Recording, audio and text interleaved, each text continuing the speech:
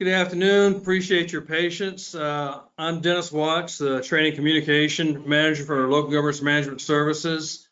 On behalf of Dan Beck, our Director, and our two associations, the Georgia Municipal Association, the Association of County Commissions of Georgia, thank you for tuning in on our little program on Senate Bill 395, Wesley's Law. What we wanted to do is really just give kind of an overview of the Senate bill, what are the requirements for qualified buildings for local governments, and then talk a little bit about the training and implementation requirements. You will get a copy of the PowerPoints we're using, and in those PowerPoints there are links to the Department of Public Health training videos, which they recommend, as well as one or two other handouts that we'll send to you. I will also tell you that we're working on a sample or model policy for local governments to use in implementing this, but we're trying to reconcile a couple of different versions. So our objective will be to have that done and sent out to participants as well as our other local governments, sometime in January. So I appreciate your patience on there, but I think with the what you'll get here with the Department of Public Health handout, it tells you enough to get started on implementing Senate Bill 395, at least as far as local governments go. So just a couple of things. I think all of you are aware the seriousness of opioid overdoses, opioid epidemics, both prescription, non-prescription, synthetic. It's a terrible scourge on our country and our state. It's something has to be done, and there are some things we can do to help protect each other along the way.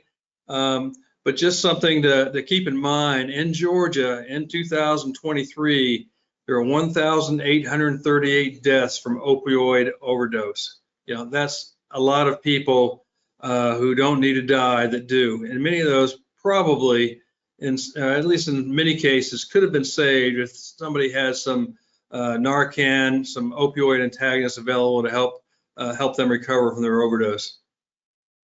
So the Senate Bill 395 is also known as Wesley's Law, passed out of the General Assembly and were given to Governor Kemp to sign, which he did in April this last year. So it went to effect as Georgia law in July. Wesley's Law, it's really named after a family member of one of the co-sponsors of the bill, and one of his family members died of an opioid overdose. So I know it was very present to him, and there are many of you sitting out there who probably know somebody who has, if not died, at least needed medical attention because of that. So in many ways, this is a good bill that was passed and may give hope to a lot of people who otherwise might not survive. So just a couple of things. I wanted to really talk about the applicability to local governments, because there are some nuances in what the Senate bill, what the Code of Georgia says. So here's where it applies to local governments. In that first bullet, all qualified government buildings and courthouses shall maintain a supply of at least 3 doses of opioid antagonist accessible during regular business hours and outside of regular business hours for all government entity events. So what that really means is any government building that has public access could qualify to have opioid antagonists available for use for somebody in distress. But the definition for a qualified government building actually means one that already has an AED installed in it. And I don't know how many of you have automated external defibrillators installed in some of your public buildings, but that's one of the key components, because according to Senate Bill 395, that makes this a qualifying government building that has to have the opioid antagonist available. You can also make the antagonists available optionally at any additional government buildings and make them available during government entity events that occur on non-public property. And you might think of in terms of things like festivals or parades or youth events, things of that nature, where you could have these things available. And again, you think in terms of where people who are having an overdose, an opioid overdose, where they might be. And typically they might be at a sporting event, they might be at a game, a festival, on the street, or they may just be accessing one of your buildings. So having these things available in many cases, and where they're available is up to you largely. And many of you I know have the AEDs, have first aid stations, CPR stations installed in various places, and that's just a good place to start for this. The other part of this is that training shall be implemented and acknowledged by those employees who are designated to administer opioid antagonists. And what that means is that if you are going to have the opioid antagonist medication available, you have to have some trained employees who know the signs and symptoms and can identify somebody who may be in an opioid crisis, and they've had training to actually be able to give the antagonist to help them. And we'll talk about exactly what that means. It doesn't specify who in your local government should be the one to administer or to be trained in doing this. So it's really up to you. But I would think in terms, if we look at the qualified building where there may be an AED, if you have people who are trained in the use of an automated external defibrillator and or CPR, they may be a good first round of people to take this training and be the ones responsible for giving this the opioid antagonist if needed. The other ones that you might think about having take the training and be those who would give the opioid antagonist would be somebody who just happens to be in that building all the time, who's very familiar with the ebb and flow of who comes and goes, and who would be aware of somebody who may be in distress. And again, you would need to identify who those people are. So it's very broad who could actually do this. One of the things that is required is that you have to document who's had the training, and you actually have to document where the antagonists, the opioid antagonists, are located. And we'll give you some examples of where that is, and where some of some examples of forms that you might use to use that. So one of the things you have to do is you have to document where and the location of the opioid antagonist locations. And we're doing this webinar down at the Georgia Municipal Association building in one of their conference rooms today. And though not a local government, the GMA building has 3 primary first aid stations located around their building. Each of those first aid stations has a great first aid kit, but it also has an AED and CPR equipment. So that would be an example of where you might add on the opioid antagonist and have it co-located there, clearly marked that it's in that location. So wherever they are, just document an inventory of where these things are located, and also who may be responsible for checking on them, to making sure that things are still working, that things are still not out of date, etc.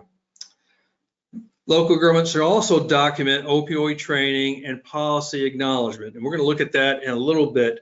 But again, for those that you have designated to be trained and to administer the opioid antagonist, there's a form that you can use. The ones we'll give you as an example. You can make your own, but you need to document that they've had this training and that they're aware of the policies, and acknowledge the fact that they are trained and might be expected to give the opioid antagonist if needed.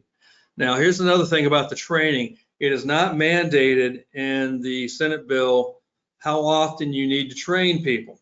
And I suggested, when we were looking at the applicability of this, that we kind of use what we use for cardiopulmonary resuscitation, which is an every other year requirement. Every 2 years, you have to be retrained on giving CPR if you want to be certified in doing so. But in discussion, because I am sure the Senate bill, the Code of Georgia that administers this will change over time, it might be better, and our recommendation is that whoever you designate to be to do the training and administer the opioid antagonist be retrained annually.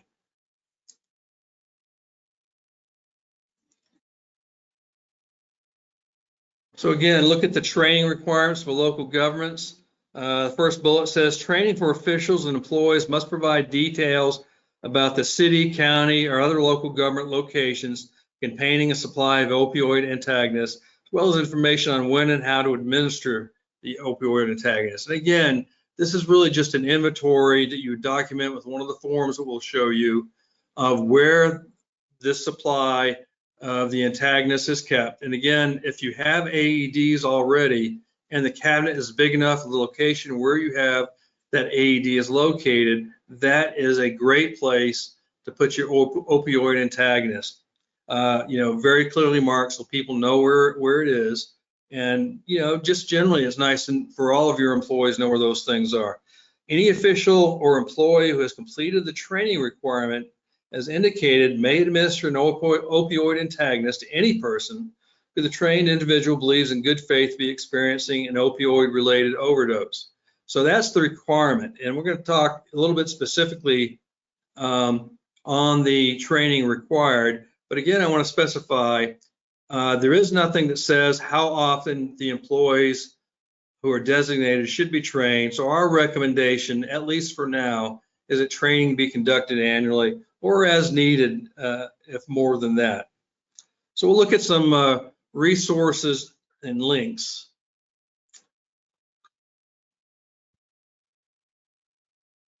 Just an example of a AED CPR station where they actually have the opioid antagonist, in this case Narcan, co-located, just to give you an idea of how that might look in your where you may have your AEDs.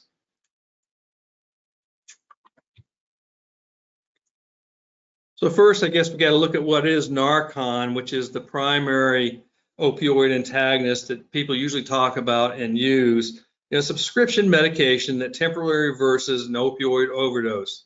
It's sold under different brand names. Narcan is the one that I'm most familiar with. And there are different types. There's an auto-injector and an intranasal spray that's used. The intranasal spray is the most common and the easiest for the layperson to use. And there is an open order from the state of Georgia for pharmacies to provide this medication for those who have the opioid antagonist stations in their local government or other locations. So the naloxone or Narcan is an antidote to overdose of heroin or other opioid drugs. It works by blocking the effects of opioids in a person's system, helping to restore breathing. And Tim will show you an example of what you do if you are the person designated to do the training. But essentially, in many cases, somebody who's suffering from an opioid overdose, their respiratory system is one of the ones that starts failing. And the Narcan or other medications similar is really designed to reverse that, but it's not a cure. And you'll see even if you do administer the Narcan, I'll just use that as a default type of opioid antagonist. Even if you issue the Narcan to somebody and they start to revive, it doesn't preclude us from starting the emergency medical system, calling EMS or other medical help, as soon as we possibly can. We'll see when we do that. The other thing about the Narcan is you give the one dose and you wait 2 to 3 minutes to see if it has an effect. And it's administered in one nostril. If you don't see an effect within that 2 to 3 minutes, you issue a second dose in the other nostril. And again, if nothing happens within the next 2 to 3 minutes, you can issue that third dose. And the 3 doses is what the state requires to maintain on these opioid antagonist stations. One of the links you'll see, the third bullet down here is from the Department of Public Health. There's an implementation policy for Senate Bill 395, and that gives a lot more detail than what we can do in this webinar on what we're supposed to do and how we do it. One thing to keep in mind is, like other drugs and medication, Narcan has an expiration date, and the picture you're seeing is actually a a box of 2 doses of Narcan that I have that expired in August of 2024. So one of the things you have to do is make sure that you realize a lot of medications do have a shelf life. So as do many other items in maybe your first aid, AED, CPR kit. So make sure as you're looking at this that you have a policy that designates inspections and replacement of expired items before they actually do expire. So commonly, and this is in the some of the links that you'll have once you get the PowerPoints, but commonly, even in the boxes of Narcan, for example, they'll also have directions for how to give the opioid antagonist. And again, if for those of you who may be CPR qualified, it's somewhat similar. And again, this is a non-responding patient is in a medical emergency. So if we identify, I think we've identified somebody who has a suspected overdose, it is a medical emergency. So step one, you check if you suspect an overdose. You check to see if the person is affected by an overdose and not just sleeping. Step two is we give the first dose in the nose. And again, the devices are very simple. There's just a very simple plunger that you hold with your thumb and your 2 fingers, insert in the nostril and press. That's the first dose. Immediately after that, call 911 and continue watching and monitoring the patient. After 2 to 3 minutes after the first dose is given, if the person wakes up, we go to step 5. If they do not wake up, you continue to give doses every 2 to 3 minutes until the person wakes up. And finally, step 5 is stay with the person until the ambulance or medical help arrives. Even if the person wakes up, give another dose if the person becomes very sleepy again. You may need to give all the doses in the pack. So it's really relatively simple. And there's more detail in the training videos that DPH has provided, which gives you a lot more details. And I would encourage everybody, whether they are the designated person to be the person who administers the Narcan or the opioid antagonist or not, it's good training for everybody. So the required training, excuse me, the Department of Public Health has really done a lot of good work, and they're the primary agency responsible for this. But they have a series of 3 training videos. The total of the videos is only about 45 minutes, so that's a really simple process to get your people who are designated to go through the training as many times as they need to, really.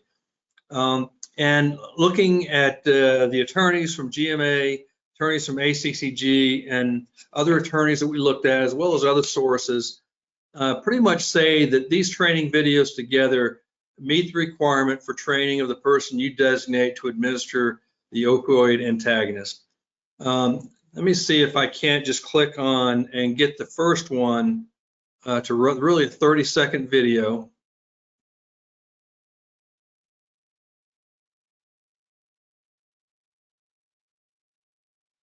It doesn't look like it's going to do it. But again, essentially that directions that we just went over here, that's what that 30-second video covers, is exactly what you see here on this direction chart. There are other resources available, and the Department of Public Health, the state does not mandate that you use these videos. You have, in many cases, very qualified medical people who work in your municipality or your county. You've got your EMS folks, you've got public health folks, many people who could also do this training. But again, we recommend at least have your people watch these 3 videos, because that really gives some foundation, the basics, but there's nothing that says you can't exceed what's here. And then the bottom part, there are additional resources that were developed by the Department of Public Health for opioid and substance misuse.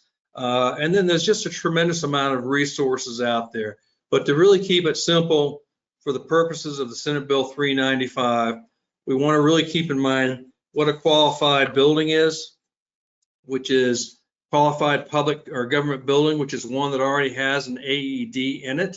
but it doesn't limit you to only having the opioid antagonist kits in those buildings. You can have it anywhere. If you have other events outside of public buildings, or if you share private space but use it for public purposes, you can also have the opioid antagonist available for those locations as well. So there are protections that the state put in for those who are maintaining the stations for the qualified government buildings, as well as those who you designate to be trained and administer the opioid antagonist. Georgia law provides any trained individual shall be immune from civil liability or professional discipline for any good faith act or omission to act in the emergency administration of an opioid antagonist to a person believed to be having an opioid related overdose, provided that an employee, official, officer, agent, contractor, or other individual of the local government receives the required training, the above immunity shall apply. However, good faith does not include willful misconduct, gross negligence, or recklessness. Pursuant to the official code of Georgia 312A20, the city or local government shall not be subject to civil liability for damages for any failure to provide an automated external defibrillator or opioid antagonist. So we're not mandating, the state is not mandating to have this everywhere and that you're liable if we don't have it or provide it. But if you do have a qualified building that already has an AED in it, then you need to go ahead and have, a opioid antagonist module in there for these purposes.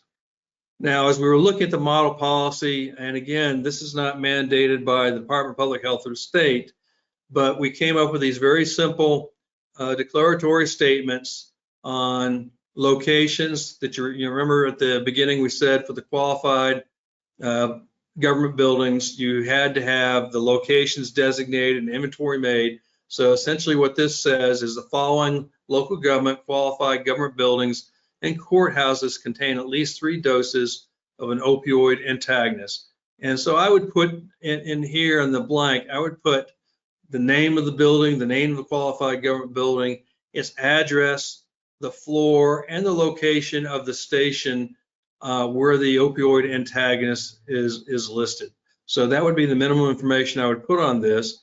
And then if there are other locations within your local government, you could put additionally fill out the second part of the form. So additional doses of an opioid antagonist are located at the following locations.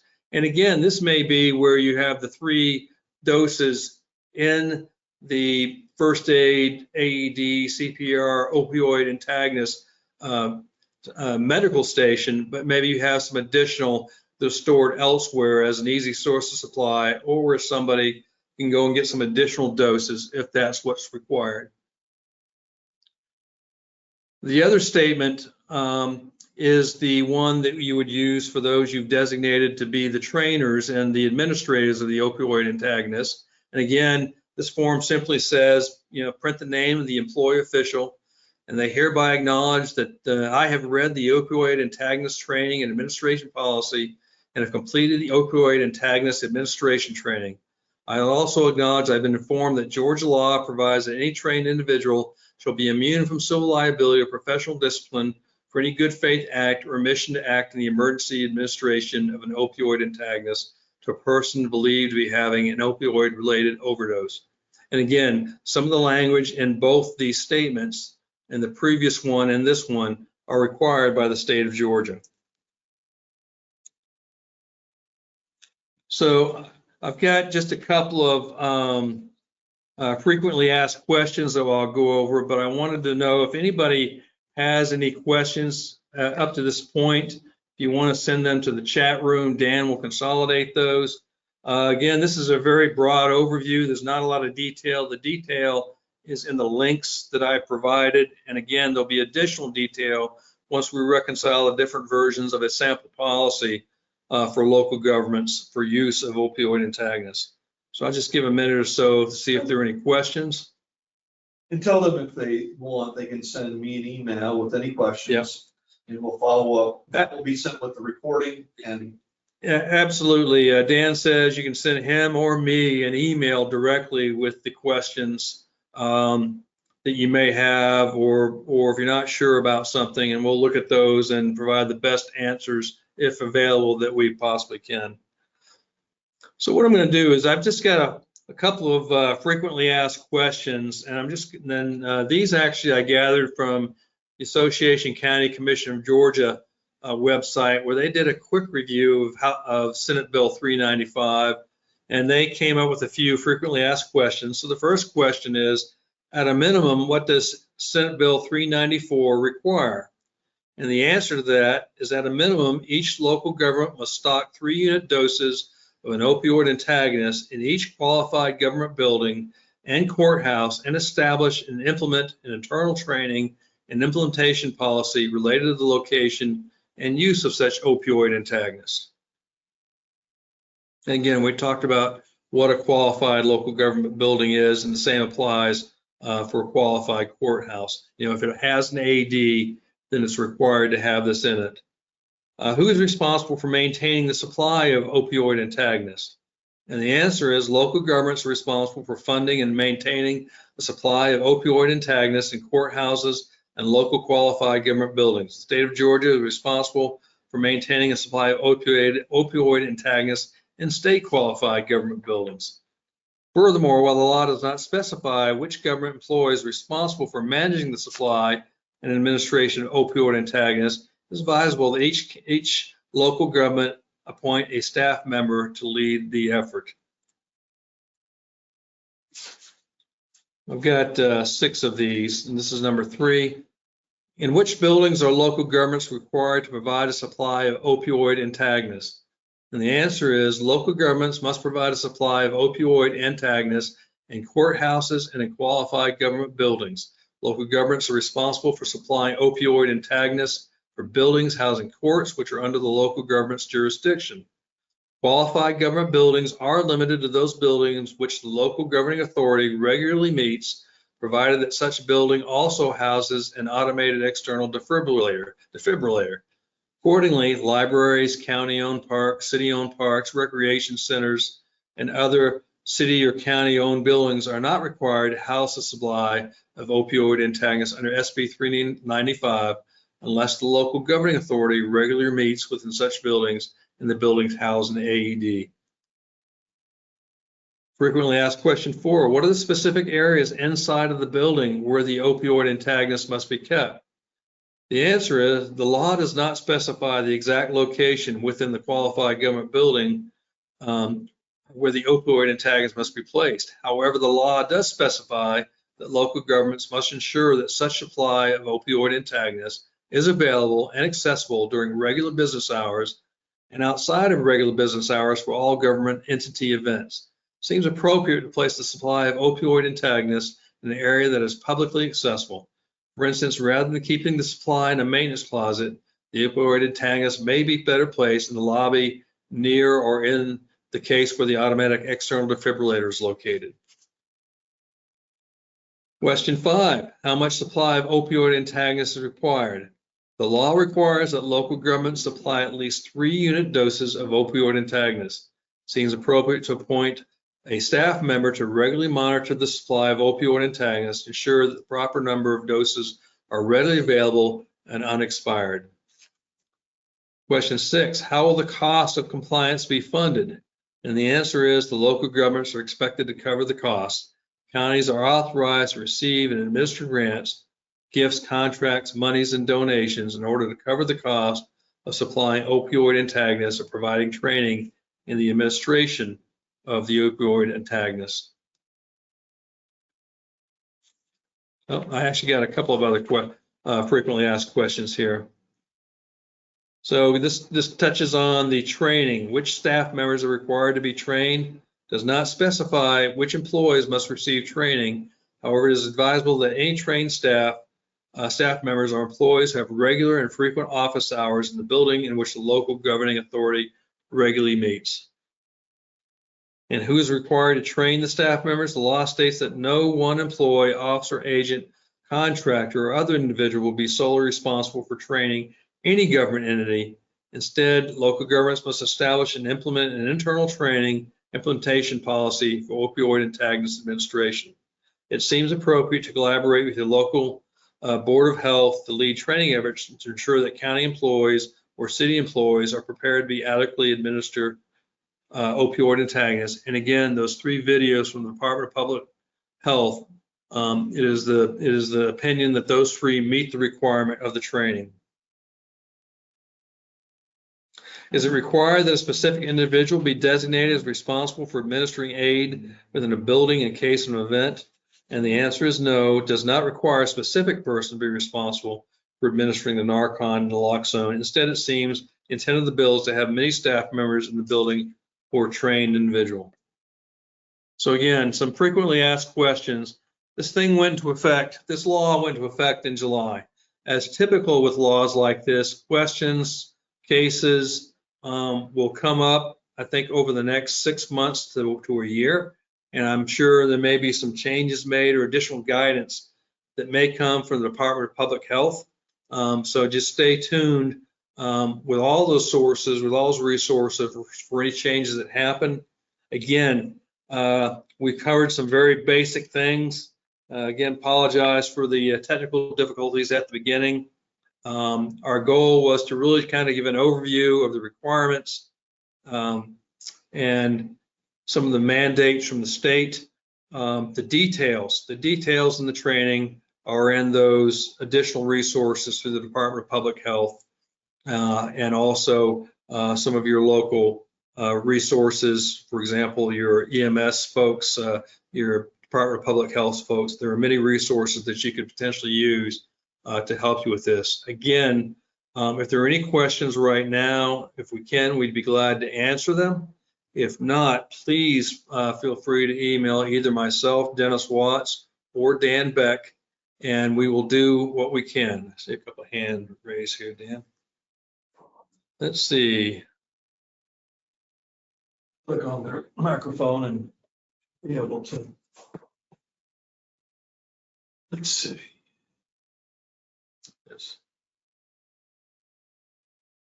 Yes, Sandy Beach. Some of the, we're not able to get the questions. So what I would, if you don't have microphones, so what I would ask you to do is type a question if you have one.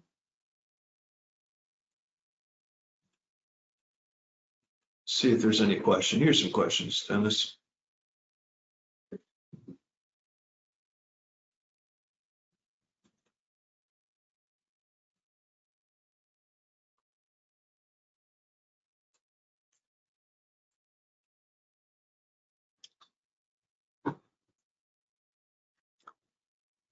I think most of these questions had to do with the dysfunctional sound that we had earlier.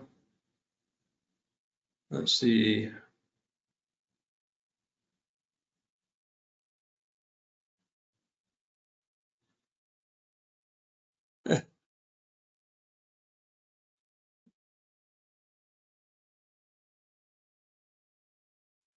Here's a question from Alicia Davis. Is the requirement to maintain the opioid antagonists for local events such as games, parks and recreation, a parade that travels several miles, is a requirement or is a nice to have?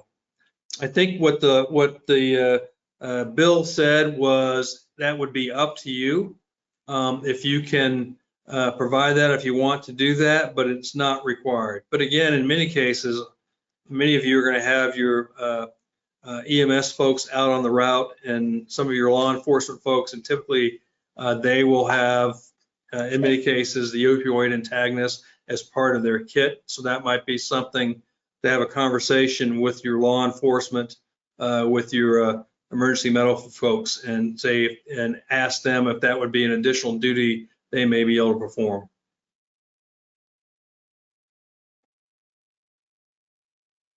So the next question, let's see, is there currently a clearinghouse website to commit compliance? No, there is nothing that we have to submit to the state at this time. This is really self-compliance, self-regulation. It may change, but at this time there is not. So from Cherie Hamilton, I just want to be sure that we do not have AEDs and we're not required to have this. According to the state bill and the Department of Public Health, that is correct. If you do not have an AED, it is not considered a qualified government building. I have asked, and we're looking into it, what buildings are, if any, required to have AEDs. And once we get that answer, we'll provide that. My remembrance is that the state really has not adopted a mandatory AED use in public buildings at this time, but we're checking on that. Let's see.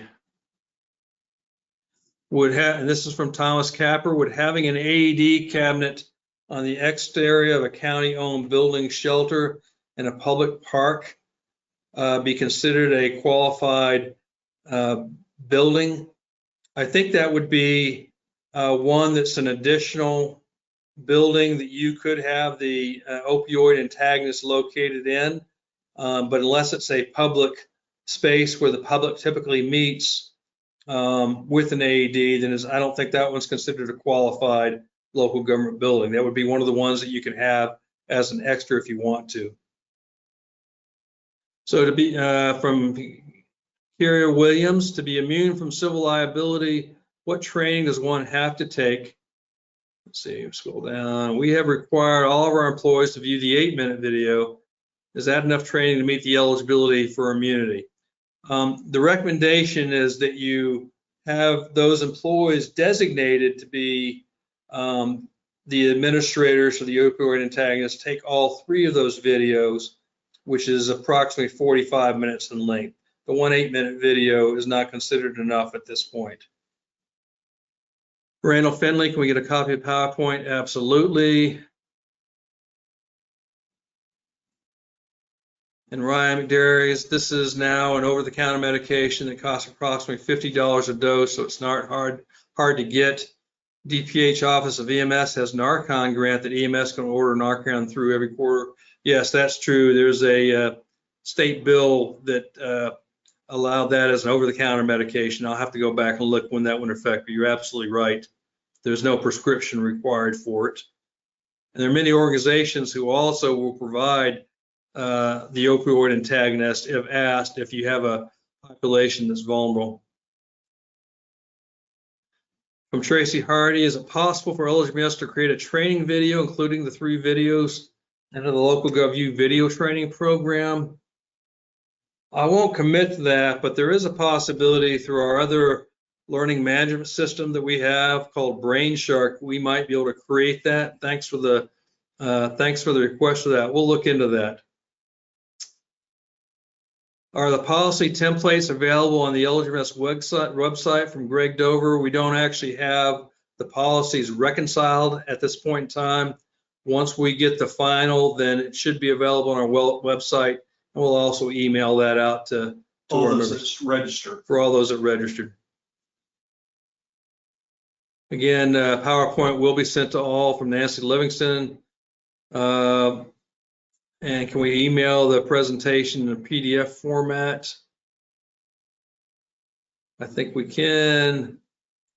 And the links from Miranda Waits, the links will be available in the PowerPoint once you get that. You can go to that last slide or 2, and that's where the DPH links for the videos and additional resources are located. Hey, thank you all for taking time to be here and listen to us. I was having a very difficult time getting the English language out of my mouth today, so my apologies for the stumbling. Just a final thought on this. Again, many of you know people who have had opioid overdoses. We know people in our communities who have had this. In many cases, they're the homeless folks that we think of most, but it's not just that. It can be anybody.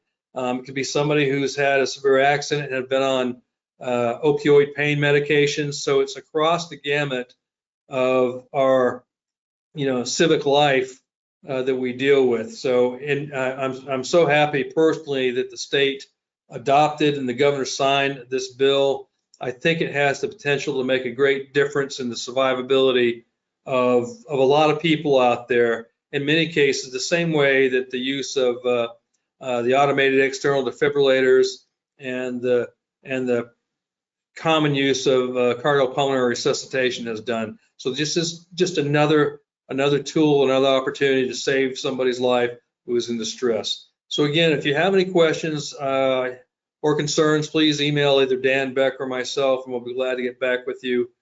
Other than that, thank you for participating. Dan, any final words? Nope. Again, I'll be sending out a link to the recording along with the presentation.